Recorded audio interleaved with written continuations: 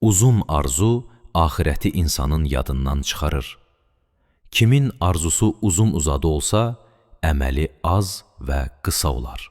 Dostlardan ayrılacağına, torpağın üstündə yatacağına, qarşısında hesab olacağına, özündən sonra yerdə qoyub getdiklərinin onun işinə yaramayacağına və qarşıya göndərdiklərinə möhtac olduğuna yəqin edən kəs, arzunu qısa etməyə və əməl dairəsini uzun etməyə daha layiqdir. İmam Baqir əleyhissalam buyurub, arzunu qısaltmaqla dünyadan axirət üçün azuqa götür. İmam Kazım əleyhissalam, əgər əcəllər, hər bir kəsin ömür müddəti məlum olsa, arzular rüsvay və bərbad olar.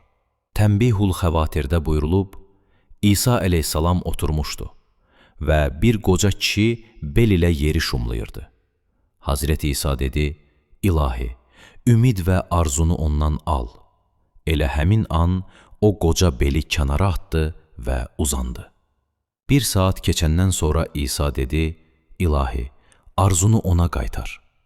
Qoca dərhal ayağa qalxdı və işləməyə başladı. Nəql edilib ki, Allahın Peyğəmbəri 3 dənə çubuq götürdü və onların birini öz qarşısında yerə batırdı. Digərini öz kənarında, üçüncüsünü isə uzaqda bastırdı və sonra buyurdu, bilirsiniz bunlar nədir?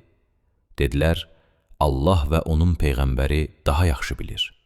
Buyurdu, bu insandır, bu əcəl və o birisi isə arzudur. Adəm övladı onun arxasınca gedir, amma əcəl gəlib çatır və o arzusuna çatmır.